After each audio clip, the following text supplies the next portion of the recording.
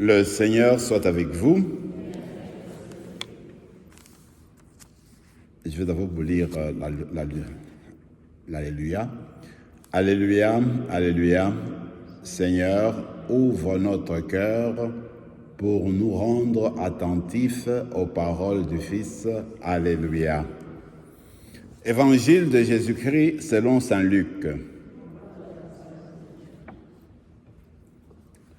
En ce temps-là, Jésus disait à ses disciples, « Imaginez que l'un de vous ait un ami, et aille le trouver au milieu de la nuit pour lui demander, « Mon ami, prête-moi 3 pains, car un de mes amis est arrivé de voyage chez moi, et je n'ai rien à lui offrir. » Et si de l'intérieur l'autre lui répond, « Ne viens pas m'importuner, la porte est déjà fermée. Mes enfants et moi, nous sommes couchés. Je ne puis pas me lever pour te donner quelque chose. » Eh bien, je vous le dis, même s'il ne se lève pas pour donner à son ami, il se lèvera à cause du sans-gêne de cet ami et il lui donnera tout ce qu'il lui faut. Moi, je vous dis, demandez, on vous donnera. Cherchez, vous trouverez. Frappez, on vous ouvrira. En effet, quiconque demande, reçoit. Qui cherche, trouve. À qui frappe, on ouvrira. Quel père parmi vous, quand son fils lui demande un poisson, lui donnera un serpent au lieu du poisson?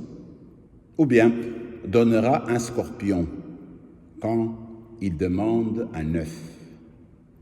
Si donc vous, qui êtes mauvais, vous savez donner de bonnes choses à vos enfants, combien plus le Père du ciel donnera-t-il l'Esprit Saint à ceux qui le lui demandent? Acclamons la parole du Seigneur.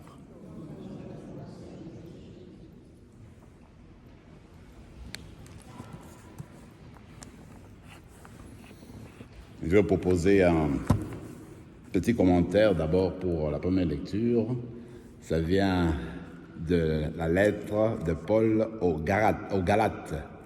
Et puis, en fait, Paul s'insurge. Pourquoi? Parce que les Galates, les gens de la Galate, eh bien, ce qu'ils ont fait, ils se sont convertis.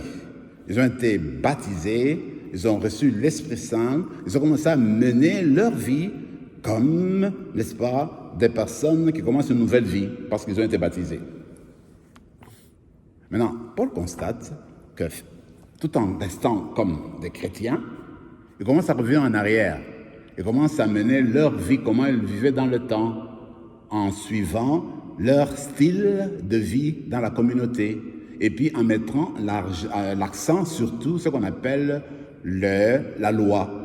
C'est-à-dire la loi de Moïse, la loi d'Israël, dans la Bible, des choses anciennes. Et ils oublient la présence du Christ parce que, avec le Christ, la loi ancienne est partie. Le Christ nous apporte la parole claire.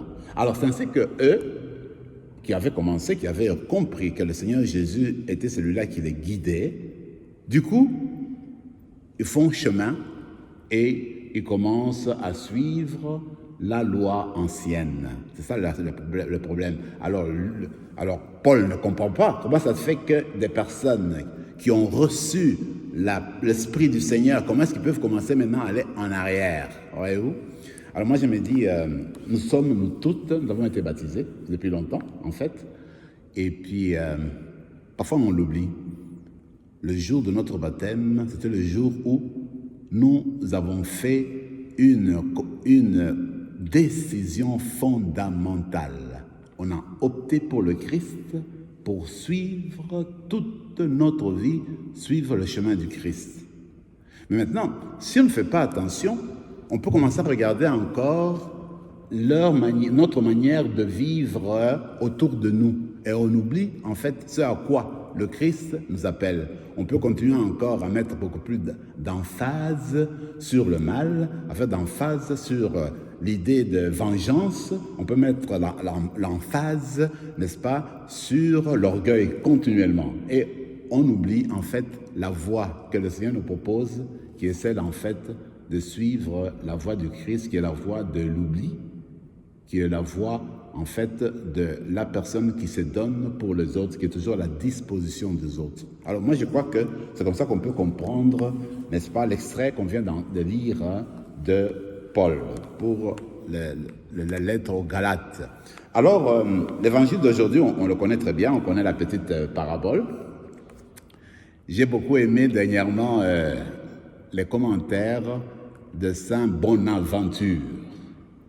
Bonaventure dit ceci, regardez, la personne qui est dans la maison, qui est couchée avec ses enfants, alors il dit que c'est le Christ. La personne qui vient à l'extérieur, qui vient frapper, c'est son ami, l'ami de Jésus. Il vient frapper, mais le monsieur va insister pour que la personne qui est dedans, puisse donner du pain pour qu'il aille donner à son ami.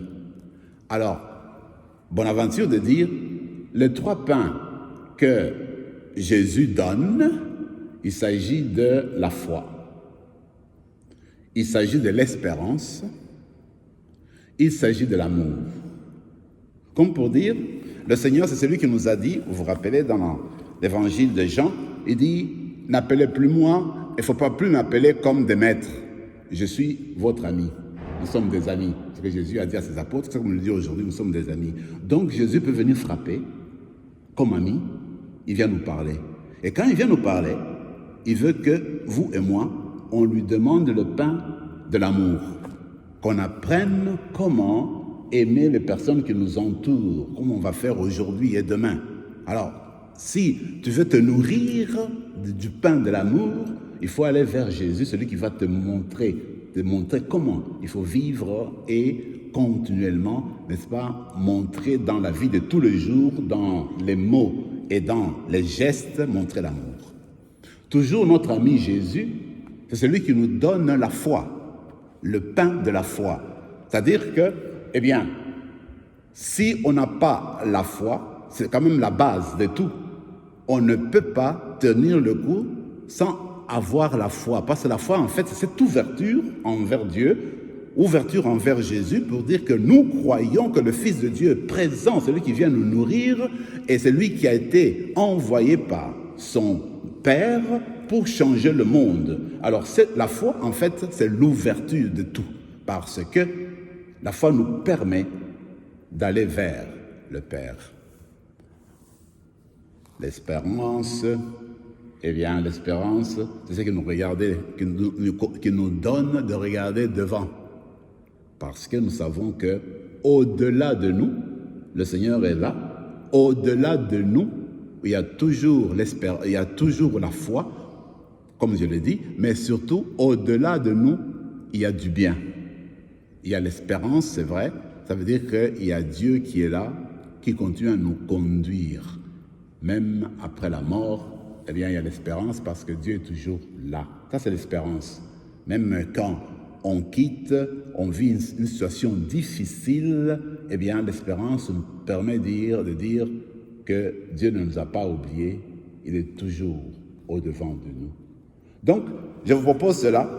Regardons Jésus comme notre ami. Alors, n'hésitons pas à aller frapper chez lui. Et puis, il faut garder l'espérance. Mais la foi, l'amour.